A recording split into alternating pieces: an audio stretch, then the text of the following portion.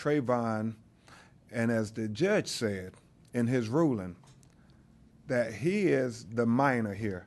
He is the child.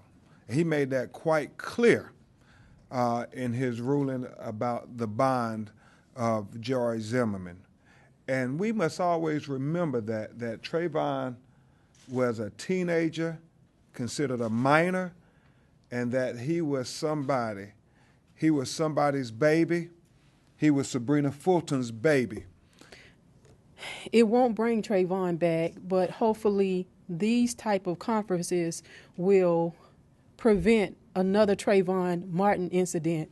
It's bringing awareness to things like stand your ground and your guns, and just to let people know that we are informed and that the youth are informed and they are watching, and it matters. It matters to them. It's about their future. And I just want to say thank you personally to Ms. Edelman. We lose 8 children every day to gun violence in this country. That's 1 every 3 hours. Children's Defense Fund for the last 20 years has been doing an annual child and gun violence report. And the most recent data, we lost more children. We usually lose about an average of 3,000 children a year to gun violence. We lose more children in 1 year to gun violence than we have lost in American battle casualties in Afghanistan and in Iraq. What is the matter with us that we're not going to stop the killing of children? We need to turn the tragedy in Aurora, we need to turn the children who die from guns to really begin to come to our senses. We don't need armed militia. We don't need assault weapons. We've got 1.3 million people in our armed services and in the police departments in addition to protect the people of this country. We don't need assault weapons everywhere.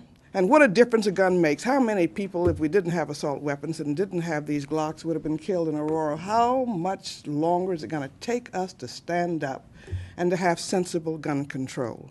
When are we going to close those gun show loopholes? We regulate toy guns. We regulate teddy bears in our Consumer Products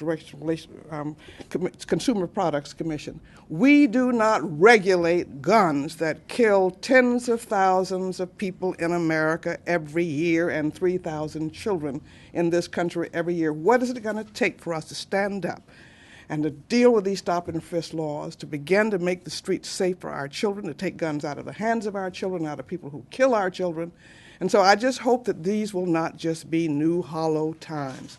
We want justice for Trayvon, and there should be justice, but we've got to stop these laws which encourage violence, and we just need to move to a different place. So I hope that the people of this country will find their voice and say we ought to be able to go to a movie safe, we ought to be able to walk down the street safe, and we're not going to let 3-year-olds or 5-year-olds in New Orleans be killed by AK-47s, which serve no purpose in self-protection. So I just hope that we will begin the healing process, but confront the epidemic of gun violence, and guns make that huge difference. I mean, if you couldn't have killed 32 people at Virginia Tech if you hadn't had guns of this caliber.